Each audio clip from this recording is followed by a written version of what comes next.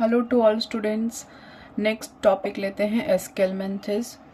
Aschelminthes ऐसे organisms हैं जिसमें कि स्यूडोसिल प्रेजेंट होती है, जो फर्स्ट टाइम इंट्रोड्यूस किए जाते हैं। प्लेटी में कोई सिलोम या देहगुआ प्रेजेंट नहीं थी, जबकि इनमें क्या होता है, देहगुआ प्रेजेंट होती है, लेकिन वो स्यूडो या हम कहेंगे कैविटी तो प्रेजेंट होती है, लेकिन सत्य नहीं होती। तो हम देखते हैं there are several groups of animals in which the space inside the body is स्यूडोसिल।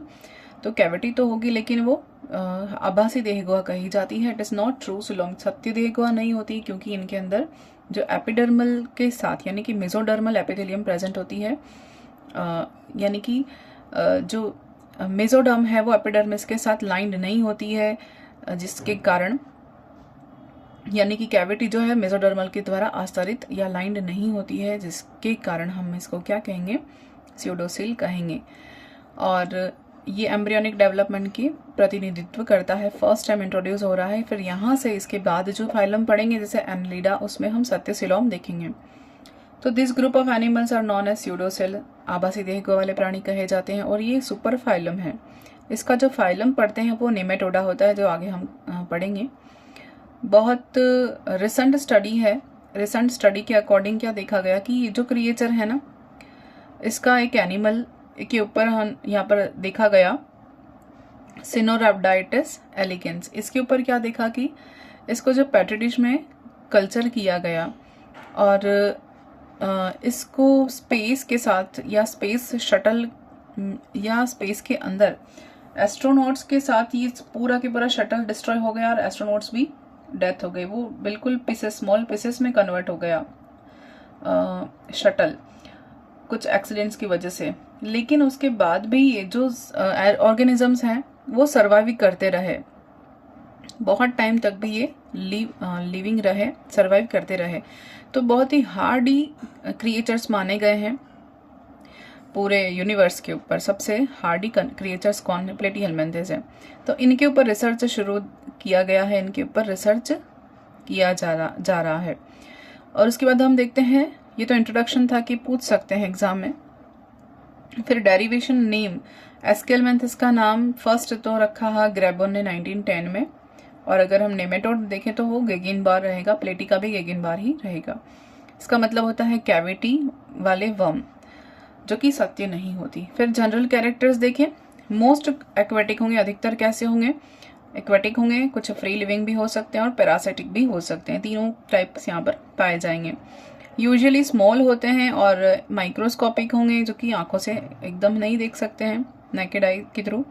Some reach a meter और मोर इन लेंथ, कुछ है ना मीटर, 1 मीटर से भी ज़्यादा हो सकते हैं, और उतने भी 1 मीटर तक भी हो सकते हैं। Body slender, vermiform, unsegmented, flat और cylindrical, bilateral, symmetrical and triploblastic. तो सब कुछ एक साथ दे दिया यहाँ पर। बॉडी कैसी है, सिलेंडर शेप होगी, सिलेंड्रिकल होगी, स्लैंडर शेप भी हो सकती है, फिर वर्मीफॉर्म हो सकती है, अनसेगमेंटेड होगी, यहाँ सेगमेंटेशन नहीं देखेंगे, फ्लैट हो सकती है, बायोलेटरल सममिति कैसी पाई जाएगी, द्विपार्श्व सममिति हमने लास्ट फाइलम में इंट्रोड्यूस कर दी थी।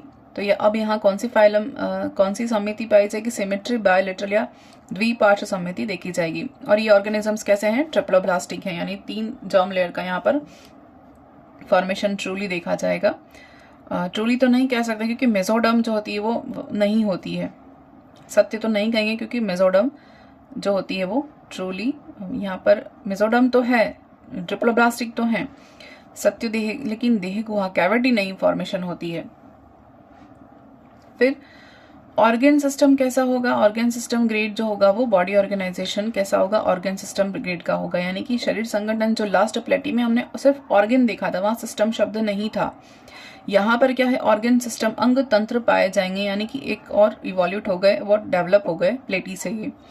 फिर head not distinctly formed with well defined sense organ, इनमें हेड जो है वो बहुत ही वेल डिफाइंड नहीं होगा, लेकिन हेड जैसा कोई पोर्शन होगा, लेकिन वेल डिफाइंड नहीं होगा, यानी कि प्रोमिनेंट नहीं होगा। और सेंस ऑर्गन होते हैं, यहाँ पर सेंस ऑर्गन डेवलप होते हैं। नेक्स्ट है सीलिया एब्सेंट एक्सेप्ट एंटीरियर सिलिया और ऑफ रोटिफर्स। तो सिलिया नहीं होते हैं, लेकिन रोटिफर्स में सिलिया प्रेजेंट होते हैं। अभी देखते हैं रोटिफर्स क्या हैं। फिर मस्क्यूलेचर इंक्लूड्स मोस्टली लॉन्गिट्यूडिनल फाइबर्स, यहाँ पर मस्क्यूलेचर डेवलप होता है और इसमें लंबवत रेशे तंतु या लॉन्गिट्यूडिनल फाइबर्स प्रेजेंट होते हैं। नेक्स्ट है बॉडी कैविटी कैसी होगी, स्यूडोसिल होगी, क्योंकि मेसोडर्म द्वारा लाइंड नहीं होती है। कैविटी मेसोडर्म द्वारा आस्तरित नहीं होती है, इसीलिए इसको स्यूडोसिल कहा जाता है।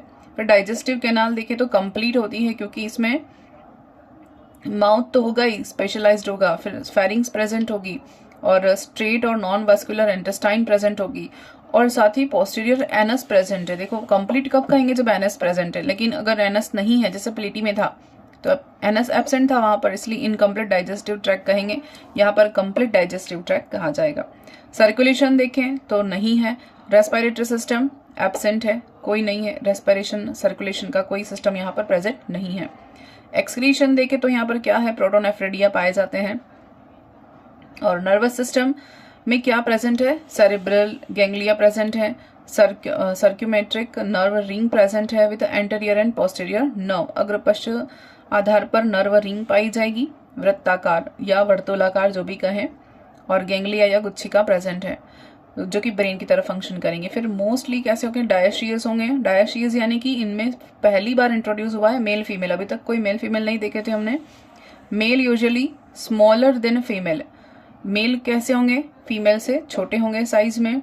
गोनाड्स एंड डक्ट सिंगल और डबल, गोनाड्स डबल भी हो सकते हैं, सिंगल भी हो सकते हैं। एग विथ काइटिनस शेल, अंडों के ऊपर काइटिनस कवरिंग पाई जाती है। और क्लीवेज कैसा होगा, डिटर्मिनेट होगा और स्पाइरल होगा। ये भी इंपॉर्टेंट है, जब क्लीवेज पढ़ा था हमने तब इसको देखा था कि इनमें क्लीवेज कैसा होगा, क्लीवेज डिटरमाइन यानी निर्धारित विदलन होगा, और स्पाइरल या सर्पिल विदलन पाया जाएगा। फिर development usually direct with no larval stage, यहाँ पर कभी कभी लार्वा नहीं भी हो सकते हैं। और indirect with complicated life cycle, तो वैसे तो नहीं पाए जाते, कुछ में कुछ की लाइफ साइकिल कॉम्प्लिकेटेड होती है, क्योंकि उनमें इनडायरेक्ट डेवलपमेंट होता है, यानी कि लार्वल स्टेज हो सकती है। फाइलम में देखेंगे अलग अलग, उसके फाइलम और उसकी क्लासेस में वेरीफाई होगा। अब है क्लासिफिकेशन और मेजर ग्रुप्स, यानी कि पहले जो एस्केलमेंथिस एक सुपर फाइलम है, इसके अलग अलग फाइलम है 4, सबको देखेंगे एक एक बार। वैसे रोटिफर्स देखें तो रोटिफर्स हमें बार बार डेवलपमेंटल बायोलॉजी पढ़ोगे और पार्थेनोजेनेसिस पढ़ोगे, बहुत सी जगह आपको ये आएगा। रोटिफर्स तो ये क्या होते हैं, ये एस्केलमेंथिस का ही एक फाइलम है, सबसे पहला phylum.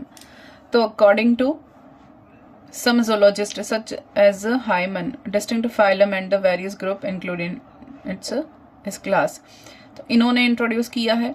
Aschelminthes introduce one very large group and 4 smaller groups, ये चारों ग्रुप यहाँ पर दिए हुए हैं, एक एक करके सबके बारे में देखते हैं।